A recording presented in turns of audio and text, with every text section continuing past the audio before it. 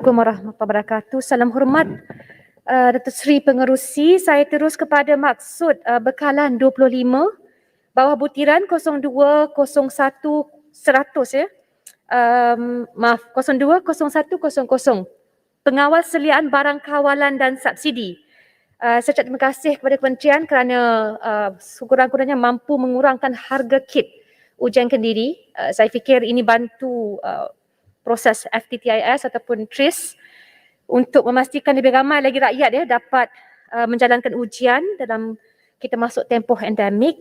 Tetapi sudah tentu sekarang ini semua pihak menyatakan kebimbangan melihat kepada kenaikan harga barangan. Harga ayam meningkat sehingga 40%, cecah lebih kurang RM9.50 sekilo.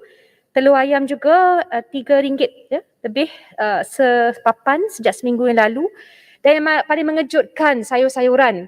Kita bercakap tentang mahu rakyat yang sihat dan lebihkan makanan bernutrisi, tapi hampir 200% peningkatannya. Saya ingin menanyakan Kementerian, pasca pandemik sepatutnya kita merancang bukan sahaja soal penggunaan skim harga maksimum musim perayaan bagi barangan-barangan yang dikira terkawal.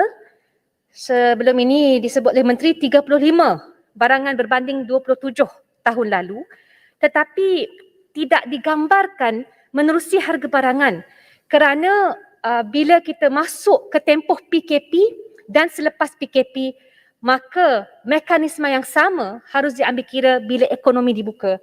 Itu pandangan yang saya fikir harus diambil kira oleh kerajaan kerana mahu tidak mahu rakyat takut kita mungkin berhadapan dengan pengenalan PKP semula sekiranya kes bertambah secara besar-besaran. Jadi mahu tidak mahu harga barangan ini dipantau, termasuklah yang dibangkitkan oleh ahli-ahli berhormat sebelumnya, isu makanan dedak yang memang diimport sepenuhnya untuk ayam. Bukan dedak tersebut secara keseluruhan tetapi the raw materials yang disebut kepada pihak saya.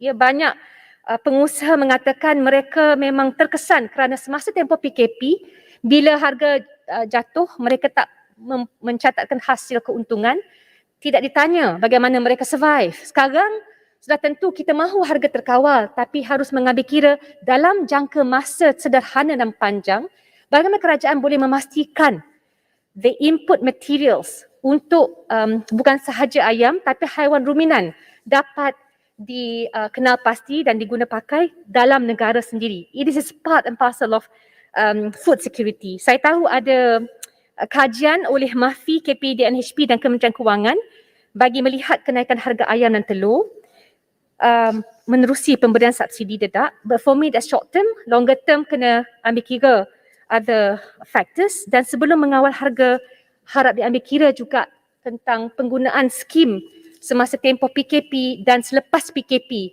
dan melihatnya dengan serius.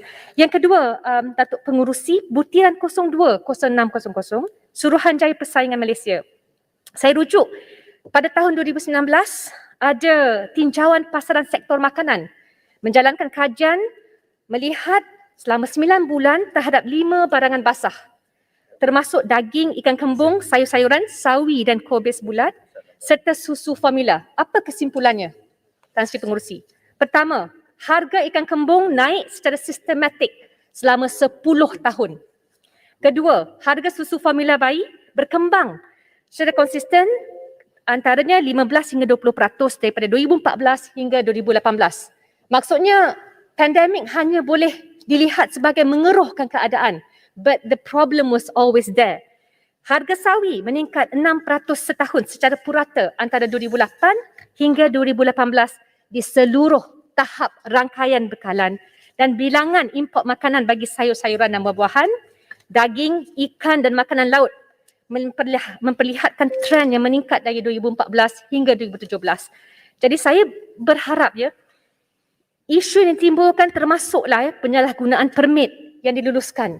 Ini disebut oleh kementerian sendiri. Pada saya, tak kira kerajaan mana pun, when the problem is systemic, kita kena gandingkan kerjasama dan menyelesaikannya secara tuntas sekarang. Maka MyCC ketika itu mengesyorkan agar pemantauan rapi ke atas AP yang telah diberikan bagi memastikan ketersediaan pilihan dan harga yang kompetitif di pasaran. Apakah dilakukan oleh kementerian pasca pengeluaran report? Adakah kementerian telah mengeluarkan senarai AP yang telah disenarai hitam, syarikat-syarikat yang gagal ataupun memang jelas tidak amanah dalam mengguna pakai AP mereka? Dan bagaimana juga langkah-langkah lain yang diambil oleh kementerian bagi mengatasi hal ini? Lebih-lebih lagi melihat kepada perancangan oleh Kementerian Pertanian dan juga Kementerian Kewangan, kerana mahu tidak mahu kita perlukan an integrated approach. Terima kasih Tan Sri Pengerusi, saya harap dapat memberikan jawapan. Terima kasih. Terima kasih Yang Berhormat Matampau.